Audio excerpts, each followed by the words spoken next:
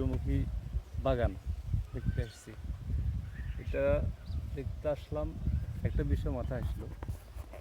পৃথিবীর সবচেয়ে বড় সন্ত্রাসী যিনি বর্তমানে, সেই সন্ত্রাসী আমাদের মুসলিম বিশ্বের বর্তমান সবচেয়ে সাহসের বাতিঘর যেমন আয়াতুল্লাহ আলী খোমেনিকে হত্যা করে তার টুইটারে পোস্ট করতেছে পৃথিবীর সবচেয়ে বড় শয়তানকে নাকি সে হত্যা করছে। মানে হাসির হাসির কথা, এটা একদিকে আর আশ্চর্যের কথা। একটা খুনি, একটা অপরাধী এবং একটা শয়তান, পৃথিবীর সবচেয়ে বড় শয়তান, সে প্রকাশ্যে এসে একটা মুসলিম বিশ্বের বা বড় নেতাকে, ধর্মীয় নেতাকে হত্যা করে সে পোস্ট করে উল্লাস করতেছে এবং যাকে হত্যা করছে তাকে সে শয়তান বলে আখ্যায়িত করছে এবং পৃথিবীর সবচেয়ে বড় শয়তান। হ্যাঁ, এটা আসলে মুসলিম বিশ্ব বা আমাদের জন্য আসলে খুবই দুর্ভাগ্যজনক। আমরা বিশ্বের মডেল এবং বিশ্বের মাথা যাদেরকে ধরি তারা আসলে এক একটা খুনি, বর্বর, জাহেলি যুগের এরা এক একটা আবু জাহেল। বর্তমানে ইসরায়েল এবং মার্কিনীরা যেভাবে সারা বিশ্বকে শাসন করতেছে, আসলে তো শাসন না, এটা শোষণ।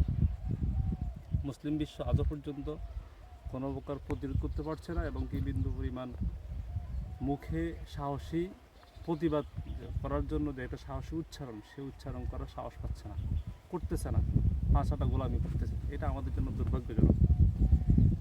ইরানের বিষয়টা হচ্ছে, আসলে আমরা ছোটোকাল থেকে দেখে আসছি ইরান হচ্ছে মধ্যপ্রাচ্যের এবং বলা যায় মোটামুটি আধুনিক বিশ্বের মুসলিম দেশগুলোর মধ্যে সামরিক শক্তি, সৈন্য সামন্ত, পারমাণবিক শক্তিধর, সব দিক থেকে আধুনিক অস্ত্রশস্ত্র সহ মোটামুটি একটি শক্তিশালী রাষ্ট্র। কিন্তু সেই ইরান এবং ইসরায়েল এবং মার্কিনীরা যেভাবে অত্যন্ত রণকৌশলে সুসজ্জিত অস্ত্রে মাত্র একদিনেই ধরাশয়ী করেছে, অনেকটা ইরানকে তাসের ঘরে পরিণত করেছে।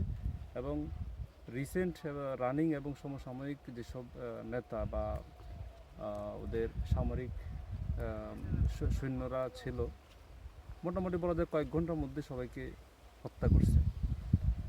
যদিও ইরানের পাল্টা আঘাতের মোটামুটি সক্ষমতা আছে, আমরা সেটা জানি, কিন্তু প্রতিরক্ষা ব্যবস্থা ওদের যথেষ্ট দুর্বলতা এটা প্রমাণ পেয়েছে। আমার মনে হয় আমরা গত 2-3 দশক ধরে যেভাবে ইরানকে দেখে আসছি, আমরা এই আঘাতের পরে সেরকম তার কোনো প্রতিফলন দেখতে পাইনি। এটা আসলে আমাদের জন্য, মুসলিম জাতির জন্য দুর্ভাগ্যজনক। তো যেটা আসলে আমরা বলতে চাই সেটা হলো, মুসলিম জাতির এখনো পর্যন্ত যদি শুধুমাত্র আকিদার শিয়া সুন্নি মুসলিম নিয়ে পড়ে থাকে। কালকে একজনকে বলতে শুনলাম যে আয়াতুল্লাহ আলী খোমেনি যে মৃত্যুবরণ করছে, তার মৃত্যুতে ইন্না লিল্লাহ বললে নাকি সে কাফের হয়ে যাবে। অথচ যে এই ফতোয়াটা দিচ্ছে সে মার্কিনীদের গোলামি করতেছে, ইহুদি এবং দাজ্জালের উত্তরসূরি যারা, এদের গোলামি করতেছে। সেই মার্কিনী এবং দাজ্জালের কোলে বসে ফতোয়া দিচ্ছে যে আয়াতুল্লাহ আলী খোমেনি হত্যার ইন্না লিল্লাহ পড়লে সে কাফের হবে, অথচ সে বড় কাফের।